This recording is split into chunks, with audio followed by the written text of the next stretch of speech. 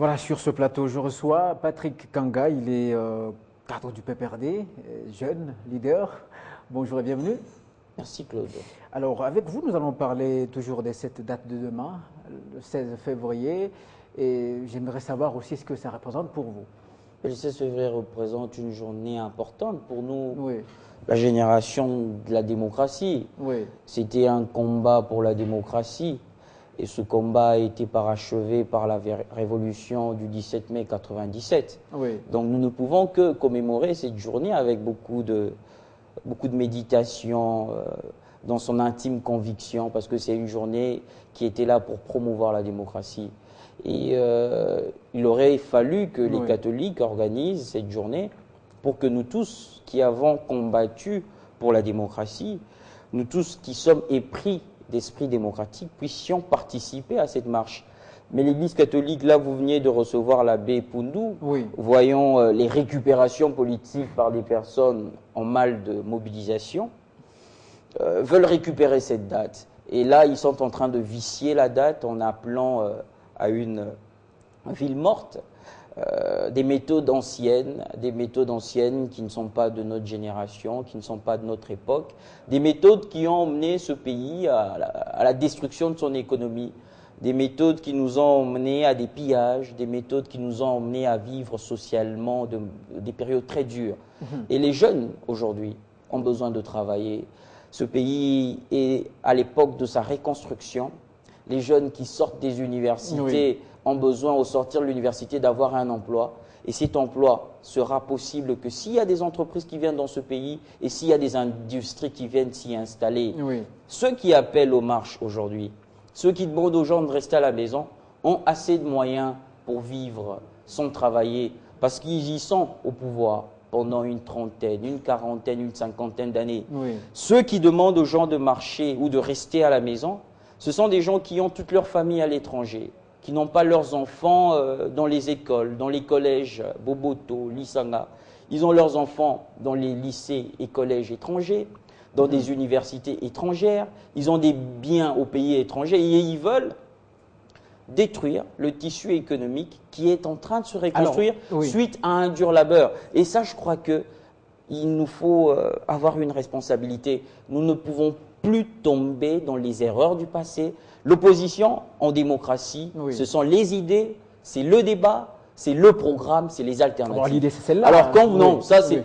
On ne construit pas un pays, cher ami Claude, on ne construit pas un pays avec des villes mortes. On construit un pays avec des programmes sérieux.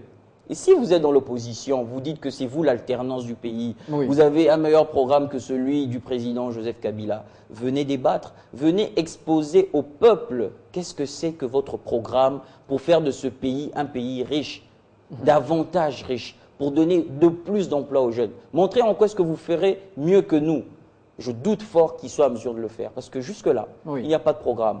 On use d'intoxication, de menaces. De jeunes étudiants nous appellent pour nous dire « Monsieur, grand frère, nous sommes ici réunis à l'Uniquine dans une petite forêt, une Jeep blanche vient nous donner des tracts, de l'argent, nous demandons d'aller brûler des pneus demain. » Nous sommes au courant de tout ça.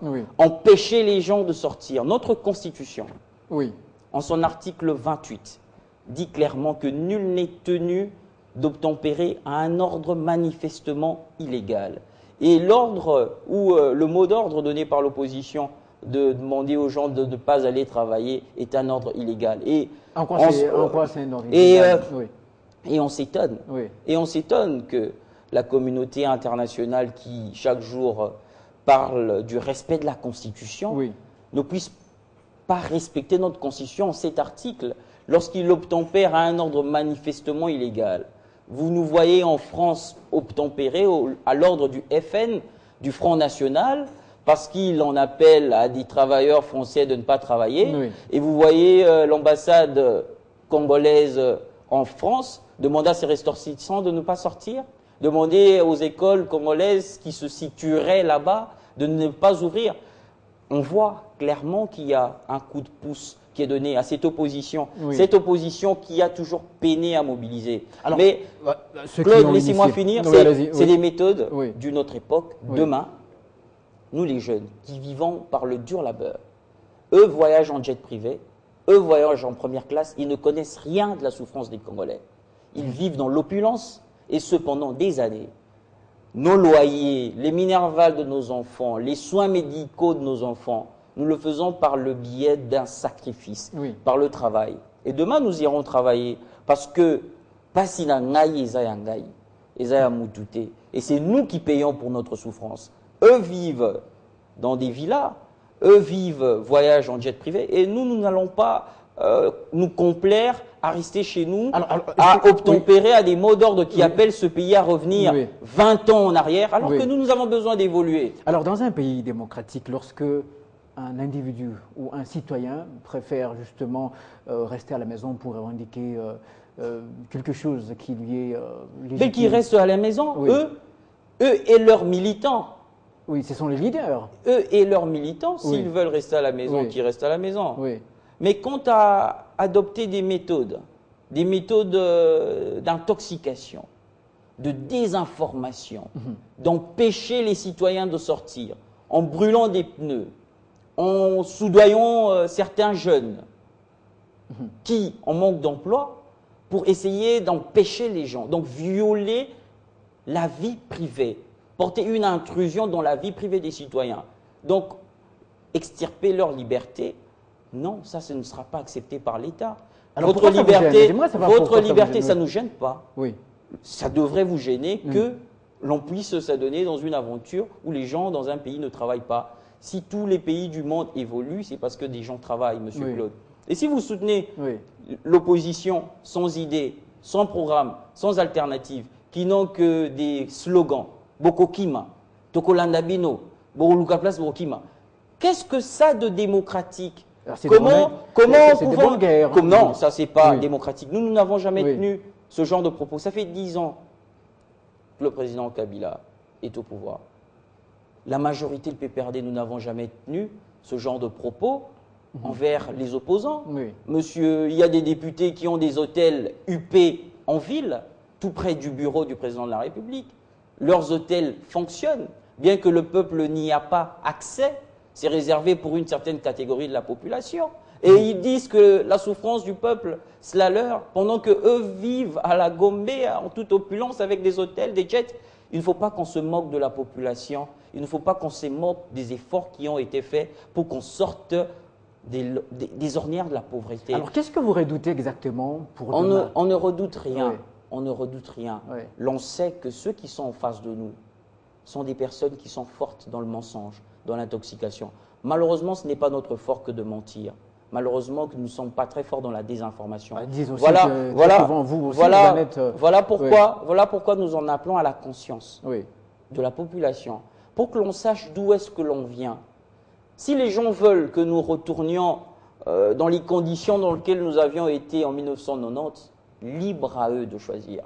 Si les gens veulent que nous rentrions dans une situation de crispation qui empêche des investisseurs de venir, si nous voulons donner un mauvais signal à la communauté internationale, à tous les investisseurs qui doivent venir au Congo, si nous voulons que ce pays soit encore marqué comme c'était à l'époque Croix-Rouge pour les investissements, il n'y a pas de problème. Ce sera un choix que le peuple a fait. Mais ceux qui en pâtiront une fois de plus, c'est les jeunes. C'est les jeunes qui doivent sortir de l'université, qui ont droit à un emploi décent.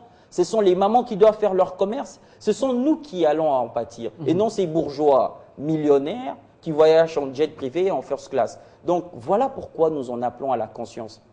Il est clair que si c'était une mobilisation, ce serait un échec. Ils ont quitté de mobilisation parce qu'ils n'ont jamais pu mobiliser. 11 partis de l'opposition s'est réunis régulièrement, sans interdiction à l'Anjili. Ils ont à peine fait 2000 personnes. Et cette fois, ils ont le coup de pouce de toute la communauté internationale qui ne cesse de publier des communiqués pour que nous donnions l'impression qu'il y a une certaine crispation dans la ville. Il n'en sera rien. Demain, nous irons travailler. Demain, Claude sera à son poste à Télé 50. Moi, je serai à mon bureau. Et nous allons tous travailler parce que notre vie, nous sommes chrétiens, même la Bible, le travail est sacré. Et si les gens se disent opposants, qui viennent avec leur programme, nous allons débattre. Et nous allons montrer que ces gens-là, pour la plupart, qui ont géré pendant 10 ans, pendant 5 ans, lorsqu'ils étaient au pouvoir, le peuple existait. Le peuple existait. Qu'ont-ils fait pour le peuple lorsqu'ils étaient au pouvoir? qui disent qu'ils ont fait pour le peuple. D'autres ont des hôtels 4 étoiles, qui disent quel est l'hôpital qu'ils ont construit, qui disent quelles sont les écoles qu'ils ont construites pour ce peuple, que l'on ne se moque pas de ces populations, que l'on n'utilise pas ces populations pour des intérêts personnels et étrangers. Nous n'allons pas accepter cela. Et demain, nous allons aller travailler. Et ce sera un cinglant message. Alors, ils disent que c'est pour que l'alternance ait lieu. L'alternance, oui. il n'y a pas d'automatisme d'alternance dans la Constitution. L'alternance est régie par la Constitution. Oui. A une légitimité qui est issue des urnes. On ne peut opposer que la légitimité issue des urnes. Lorsqu'il y aura élection, si le peuple décide de leur donner ses voix, nous, on ira à l'opposition. Mais ils ne peuvent pas s'auto-déclarer comme étant celui que le peuple a choisi. Le peuple leur a choisi par quelle voie? Par quel mécanisme? Par le Saint-Esprit? En démocratie, c'est l'élection. S'ils sont sûrs de gagner, attendons les élections.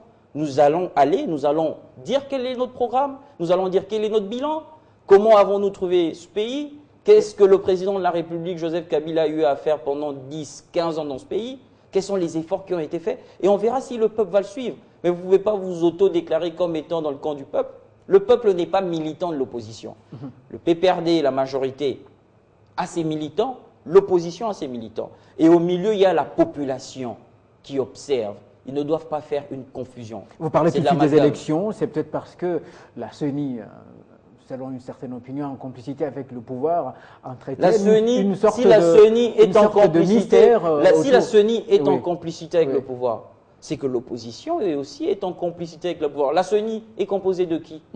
La CENI a des membres de l'opposition, du MLC, de l'UNC, de l'UDPS. La CENI n'est pas une succursale du gouvernement. La CENI est une structure indépendante au sein de laquelle il y a l'opposition, la majorité et la société civile. Donc lorsque l'on parle de la CENI, l'on doit savoir que la CENI est un organe hétérogène. Ce n'est pas un organe qui n'est composé que des membres du PPRD de la majorité. Donc s'il y a des responsabilités à incomber à la CENI, c'est une responsabilité qui concerne l'opposition, la société civile et la majorité. Est-ce que les élections auront lieu? C'est pas à moi de le dire. Oui. La Constitution m'interdit de le dire. C'est à la CENI de nous dire. Et la CENI est en train de tout mettre en œuvre pour organiser des bonnes élections. Nous ne devons pas être dans un fixisme juridique pour organiser des élections que nous avons déplorées. Aujourd'hui, des gens nous disent que non, M. Ngoï Mulunda a eu organisé des élections en 6 mois. C'est possible d'organiser en 5 mois, en 3 mois. D'autres disent en 2 jours. Mais ce sont ces élections qui ont été faites en 6 mois que toute la classe politique, nous, la majorité et l'opposition, avons traité des élections qui ont été très mal organisées. Si ces élections ont été très mal organisées, c'est notamment parce que nous avons voulu le faire à la va-vite, sans tenir compte des pesanteurs techniques qui s'imposaient. Et les erreurs d'hier, bizarrement, aujourd'hui, sont prises en exemple. Alors, vous voulez qu'on fasse des élections à la va-vite pour qu'à l'issue de ces élections, nous puissions encore aller dans une autre crise. Alors là, c'est dans une république où tout le monde est fou, où les gens ne réfléchissent pas. Parce que si on réfléchit, on apprend de ses erreurs et on ne les accumule pas. Est-ce que lorsqu'on décrète de telles décisions pour demain, ville morte et consorts, ce n'est pas petit à petit une façon de pousser le pouvoir ou l'État à rendre la date du 16 février comme celle du 17 janvier par exemple? Si l'État le pense, libre à l'État de le penser, il y a des commissions qui sont établies à cette fin. Ce ne serait pas une mauvaise chose. Les martyrs de la démocratie, le combat de la démocratie a été un combat qui a mobilisé, comme venait de dire l'abbé Poundou, plusieurs Congolais en départissant les couleurs politiques, les opinions religieuses. C'était un combat. Les Congolais ont aspiré à la démocratie. Mais ce qui se passe, ce que fomentent les gens aujourd'hui, n'a rien à voir avec la démocratie. Lorsque vous allez prendre des jeunes quelque part en les soudoyant, on sait d'où est-ce que l'argent vient pour brûler des pneus, pour empêcher les gens d'aller travailler. Ça n'a rien à voir avec la démocratie. Là, nous sommes dans des méthodes qui tendent à la subversion. Alors, ils pensent que la démocratie est mise à mal. C'est pourquoi il faut la démocratie, c'est le débat. Mise à mal, on débat avec eux. La démocratie, ce n'est pas le libertinage. Ce n'est pas le libertinage. La démocratie, c'est le respect des uns et des autres. interpellation